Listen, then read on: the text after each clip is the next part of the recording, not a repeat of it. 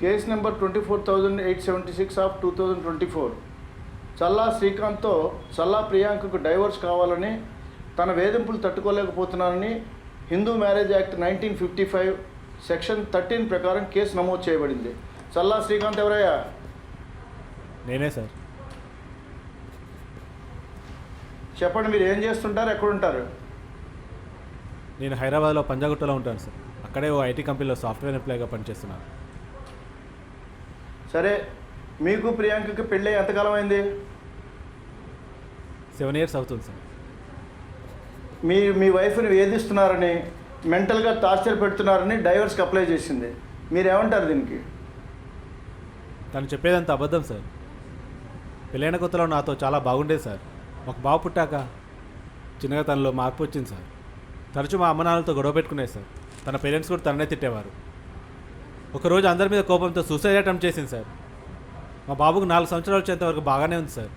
తర్వాత నుండి హైదరాబాద్ షిఫ్ట్ అవుదాం, నేను అక్కడ ఏదో జాబ్ చేస్తాను అని నన్ను బాగా ఒత్తిడి చేసింది సార్. కొన్ని నెలల తర్వాత మా ఆఫీస్లో మాట్లాడి హైదరాబాద్ బ్రాంచ్కి షిఫ్ట్ అయ్యాను సార్. మా బాబును కూడా అక్కడే దగ్గరలో స్కూల్లో జాయిన్ చేశాం సార్. ప్రియాంక కూడా తన ఫ్రెండ్స్తో మాట్లాడి ఓ కాల్ సెంటర్లో జాబ్కి వెళ్ళింది సార్. జాబ్లో జాయిన్ అయిన కాంచి తన ప్రవర్తన మారిపోయింది సార్. ఇంటికి లేటుగా రావడం, బాబుని సరిగ్గా పట్టించుకోకపోవడం, అక్కడి నుంచే మళ్ళీ మాకు గొడవలు మొదలయ్యాయి సార్. ఒకరోజు జాబ్ మానేసింది సార్. కొన్ని రోజుల తర్వాత నాకు డివోర్స్ కావాలని నన్ను అడిగింది సార్. నాకు ఇష్టం లేదు, నేను ఇవ్వనని చెప్పాను సార్. దానికి కూడా మా మధ్య గొడవలు అయ్యాయి సార్. ఒకరోజు సడన్గా తన ఫ్రెండ్ రూమ్కి వెళ్ళి నాకు డివోర్స్ కావాలని నోటీస్ పంపించింది సార్. ఏమ్మా, నువ్వేనా ప్రియాంక అంటే?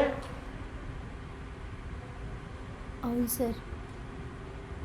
ఏంటమ్మా, నువ్వేమో అతని వల్ల ప్రాబ్లం ఉందని డైవర్స్ అడుగుతున్నావు, అతనేమో నీ వల్ల ప్రాబ్లం ఉందంటున్నాడు. లేదు సార్, అతను కావాలని అలా చెప్తున్నాడు. అతని పేరెంట్స్తో ఉన్నప్పుడు వాళ్ళు ఎన్నిసార్లు నాతో గొడవ పడినా తప్పు నాదే అనేవాడు సార్. మా ఇంటి వాళ్ళతో కూడా నాపై లేనిపోనివి చెప్పి వాళ్ళతో కూడా నన్ను ఎప్పుడూ తిట్టించేవాడు సార్.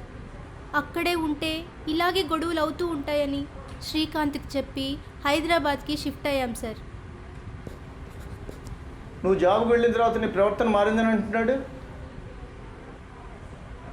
తనకి ఫస్ట్ నుంచే నేను జాబ్ చేయడం ఇష్టం లేదు సార్. అందుకే నా గురించి అలా చెప్తున్నాడు. తన వల్లే నేను ఆ జాబును కూడా వదిలేశాను సార్. నాకు ఇష్టమైన పని ఏదీ చేయనిచ్చేవాడు కాదు సార్. కనీసం నాకు నచ్చిన బట్టలు, వస్తువులు కూడా కొనుక్కొనిచ్చేవాడు కాదు. డైలీ ఏదో ఒక గొడవ కావాలనే చేసి నన్ను మెంటల్గా టార్చర్ పెట్టేవాడు సార్. ఎలాగైనా నాకు అతనితో డివోర్స్ ఇప్పించి నాకు భరణం ఇప్పించండి సార్.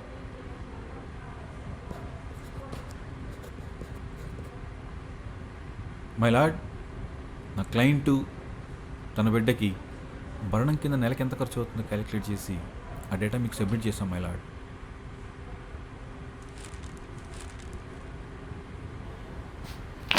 ఏంటమ్మా ఇది, నెలకు 6 లక్షలా? Yes my lord. నా క్లయింట్ ప్రియాంక తన అత్తగారింట్లో ఏనాడు కడుపు నిండా అన్నం తినలేదు మై లార్డ్. ఫుడ్ కోసం అని చెప్పి నెలకు 30,000.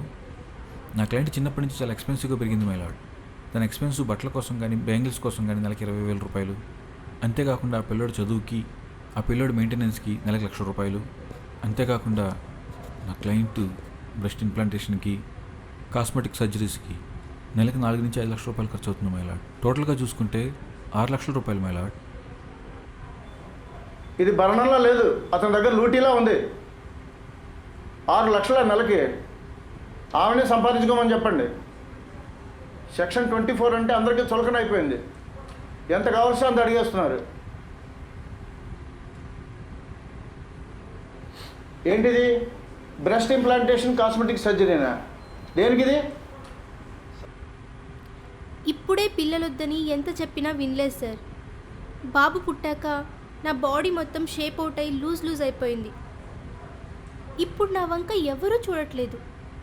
అందుకే సర్జరీ చేయించుకోవాలని అనుకుంటున్నాను సార్. నీ సర్జరీకి అతనందుకు డబ్బులు ఇవ్వాలి? అతని వల్లే కదా సార్ నా అందం మొత్తం పోయింది. అందుకే అతనే నా సర్జరీకి డబ్బులు ఇవ్వాలి సార్. ఈ కేసు డైవర్స్ కోసం వేసినట్టుగా లేదు, అతని దగ్గర డబ్బులు లాగడానికి వేసినట్టుగా ఉంది.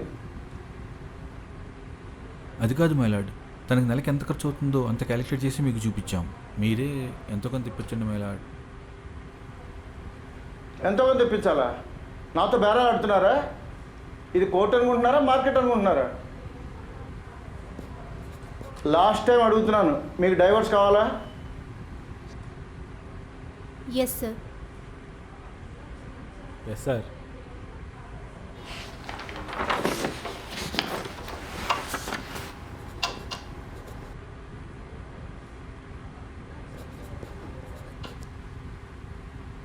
కేసును పూర్తిగా పరిశీలించిన తర్వాత చల్లా శ్రీకాంత్ మరియు చల్లా ప్రియాంకలు మ్యూచువల్గా డైవర్స్కి అంగీకరించినందుకు Hindu marriage act 1955 section 13B ప్రకారం ఇరువురికి డైవర్స్ మంజూరు చేస్తూ సెక్షన్ 24 ప్రకారం తను ఇంకొకరిని పెళ్లి చేసుకునే వరకు భరణం కింద ప్రియాంకకి మరియు తన కొడుకుకి మెయింటెనెన్స్ కింద నెలకి 30,000 రూపాయలు స్కూల్ ఫీజు కూడా శ్రీకాంత్ ఇవ్వాలని కోర్టు ఆదేశిస్తుంది.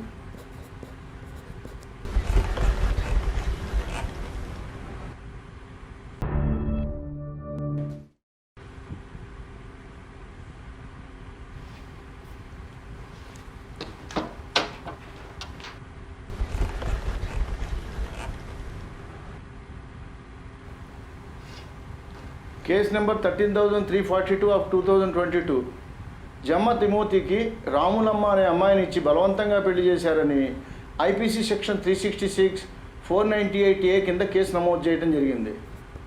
బలవంతంగా పెళ్లి చేశారా? నువ్వేనా తిమోతి అంటే? అవును సార్, నేనే తిమోతి. నీకు ఇష్టం లేకుండా పెళ్ళి ఎలా చేశారయ్యా? అసలు ఏం జరిగింది? సార్, ఇది మా ఫ్రెండ్ వాళ్ళ ఫ్రెండ్ సార్. ఒక ఫంక్షన్లో పరిచయం అయింది. ఫోన్ నెంబర్లు మార్చుకున్నాం సార్. అలా కొన్ని రోజులు మాట్లాడుకున్నాం. ఆ తర్వాత ఒక రోజు నీతో మాట్లాడితే బాగుంది, నువ్వు నాకు నచ్చావు అని చెప్పింది సార్.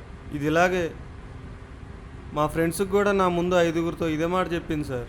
ఆ విషయం నాకు తెలిసిన నాకు ఏమే మోజు ఉండడంతో ప్రేమ ఉన్నట్టు నటించాను సార్.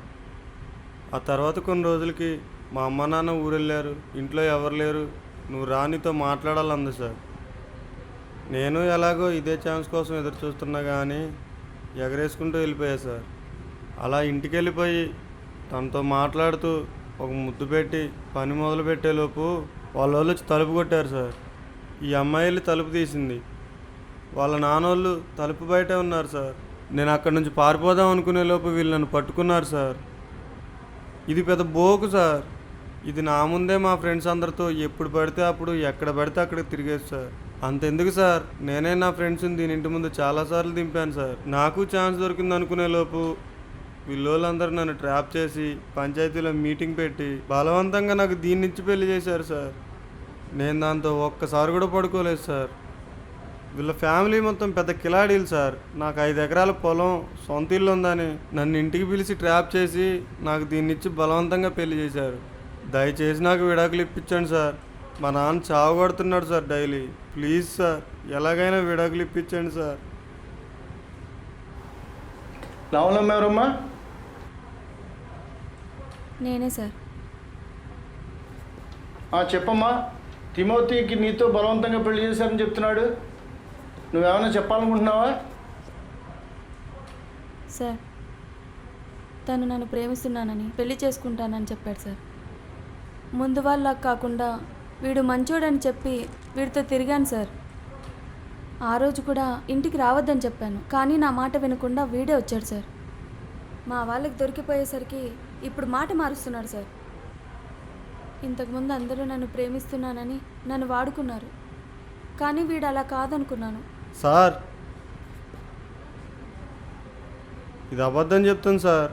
ఇది నాతో మాట్లాడిన కాల్ రికార్డ్స్, ఆ రోజు ఇంటికి రమ్మన్నప్పుడు కాల్ రికార్డు, నా ఫ్రెండ్స్తో దిగిన సెల్ఫీలు, వాళ్ళతో మాట్లాడిన కాల్ రికార్డ్స్ అన్నీ ఈ ఫోన్లో ఉన్నాయి సార్. ఒకసారి మీరే చెక్ చేయండి.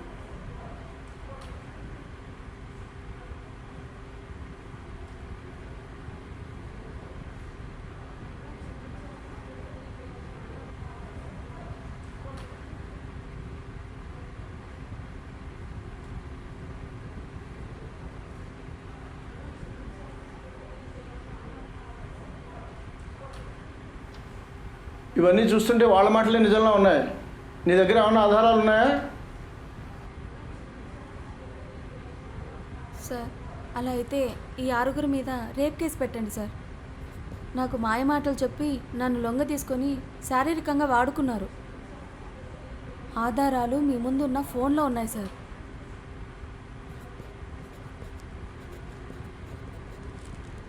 సార్ తను రమ్మంటేనే వెళ్ళాను సార్. తనను రేప్ చేయలేదు సార్. తను ఇష్టపూర్వకంగానే చేశాను సార్. ఒకసారి అమ్మాయి రేప్ కేసు పెడితే అమ్మాయికి నచ్చి జరిగిందా నచ్చగా జరిగిందా అన్న ప్రసక్తి ఉండదు. నువ్వు పెళ్లి చేసుకుంటే రేప్ కేసు ఉండదు, నీ స్నేహితుల మీద రేప్ కేసు ఉంటుంది. పెళ్ళి వద్దు అంటే రేప్ కేసు ఉంటుంది. సరే సార్, రేప్ కేసే పెట్టండి. నేను నా ఫ్రెండ్స్ అంతా కలిసి లోపలే ఉంటాం.